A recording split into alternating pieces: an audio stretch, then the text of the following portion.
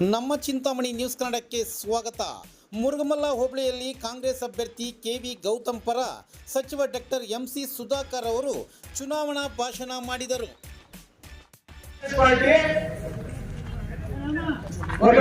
ವಿದ್ಯಾರ್ಥಿ ಕಾಂಗ್ರೆಸ್ యువ కాంగ్రెస్ మరి ప్రదేశ్ కాంగ్రెస్ వరకు పనిచేసుకొని వచ్చిన యువకునికి మన తాలూకుకి సంబంధం ఉండే యువకుడు మన స్నేహితుడు గౌతమ్ గారిని మన లోక్సభకు అభ్యర్థిగా ఇప్పుడు కాంగ్రెస్ పార్టీ ఎన్నిక చేసి మన ముందు పంపించున్నారు. చాలా సభ్యస్తుడు నాకు సుమారు 20 ఏళ్ళుగా పరిచయం. నేను రాజకీయానికి వచ్చి 20 ఏళ్ళు అయింది. 20 ఏళ్ళుగా అంటే ఎమ్మెల్యే 20 ఏళ్ళు అయింది. ఎమ్మెల్యే అయినప్పుడు అప్పటిగా నాకు గౌతమ్ పరిచయం. రాజకీయానికి బాగా చేసింది 22 ఏళ్ళ వయసు అయిపోతాను. దాని ఇంకా ఇప్పుడు ఇన్ని సంవత్సరాల్లో పరిచయం గౌతమ్ అంటే మేమేమో అనుకోలేదు. గౌతమ్ వాళ్ళు క్యాండిడేట్ అవుతారు. మీకు అందరికీ తెలుసు, జరిగిన సంఘటన అంతా తెలుసు. దాని గురించి నేను ఎక్కువగా మాట్లాడేది కారణమో అయిపోయింది. ఇప్పుడు ఏమన్నా గౌతమ్ వాళ్ళతో ఢిల్లీకి పంపించేది మన జవాబారి. అవునా కదా? ఇంకా మన కష్టాలు తీర్థాలు గౌతమ్ వాళ్ళతో ఢిల్లీకి పంపించేది మీరు అందరూ సహకారం ఉంటే ఖచ్చితంగా చింతామణిలో మన నాకు 29,052 ఓట్లు మెజార్టీ ఇచ్చింది. అప్పుడు జేడీఎస్ బీజేపీ వేరు వేరు ఉంది. జేడీఎస్ కి 69,000 ఓట్లు వచ్చింది, బీజేపీకి 21,000 ఓట్లు వచ్చింది. లెక్క 80 వాళ్ళే 90,000 ఓట్లు అయ్యాయి. నాకు వచ్చింది 97,000 చిన్న. అప్పుడు కొంతమంది మన ముస్లిం స్నేహితులు వాళ్ళందరూ కొన్ని పర్సెంటేజ్ వాళ్ళు ఓట్ చేసి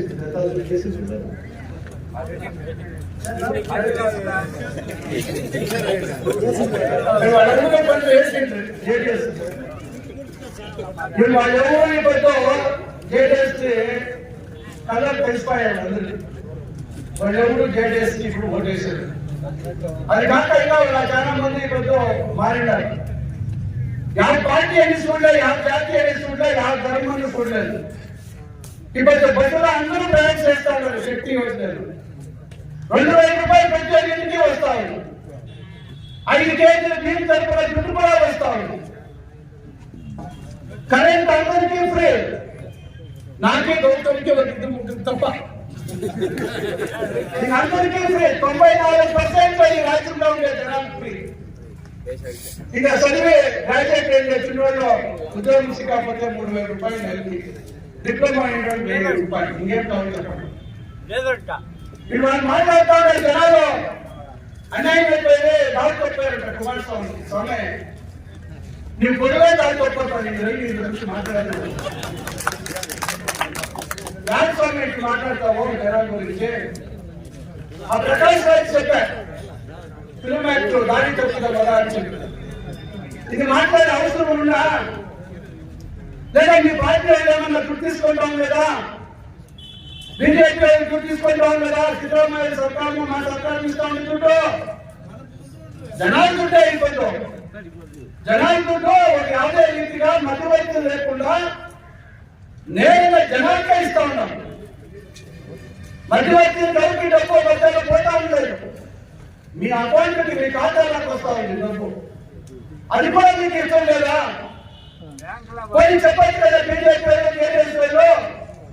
మా పార్టీలో డబ్బు తీసుకోవాలని అని చెప్పి చూస్తాం. చెప్పి చూస్తాం చేతులకి ఏమో వచ్చేస్తారు. ఆ మాట చెప్పండి చెప్పండి. జనానికి అదేమో అనుకూలమవుతా ఉంది. వాన్ రాలేదు, తన కడుపుతాన్ని సిక్కేసుకుంటుంది. మన డబ్బు కేంద్రంకి ఎత్తిపోయి 18,000 కోట్లు అడిగిపోయి 43,000 కోట్లు నష్టమైంది.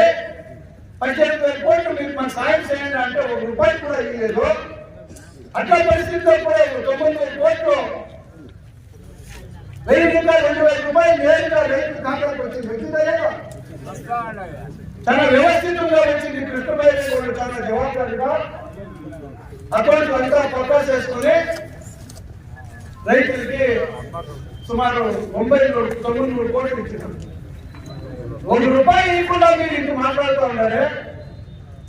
ఎంత కడుపు వాళ్ళకి కుదురుపడి ఏంటంటే 136 జనాలు ఎమ్మెల్యేలు ఉంటాం మేమంతా సరే. కావాల్సిన ఏంటంటే 113 సీట్లు మన రాజ్యంలో సర్కారు నడిపేది. ఎక్స్ట్రా సుమారు 23-24 జనాలు ఎమ్మెల్యేలు ఉన్నారు. వాళ్ళిద్దరూ కలిపిన ఏంటి 80 ఇచ్చింది. 67 19 ఇంకా ఎంత కావాలో వాళ్ళకి సర్కారం పడేస్తాము. ఎంపీ ఎలక్షన్ అయిపోయినాక సిద్ధరామయ్యని దింపేస్తాము. వాళ్ళు చెప్తా ఉండేది ఏంటంటే 5 గ్యారెంటీలని మాట తప్పకుండా అమలు చేస్తుంది. సర్కారం దివాళీ అయిపోతుంది అంటే ఎవరు దివాళీ కాలేదు. అభివృద్ధి పనిలో సాగుతా ఉన్నాయి. డబ్బిచ్చిన అభివృద్ధి పనులకి ఇంకా ఇదే రకంగా ఈ సర్కారం జరిగితే మనకు అవకాశం లేదు. ఇప్పుడేమో రోజు కాళ్ళు చేతులు పెట్టుకొని మా అన్న కొడుకు ఒక సీటు, నాకు ఒక సీటు, మా బాబుకు ఒక సీటు ఇప్పించుకున్నాము. ఇదే మీరు కాంగ్రెస్ వాళ్ళు ఉంటే 1 సీట్ కూడా ఉండలేదు. మాకే ఏమో అట్లా రోజు కాళ్ళు చేతులు పెట్టుకొని 1 సీట్లు తీసుకోవడం.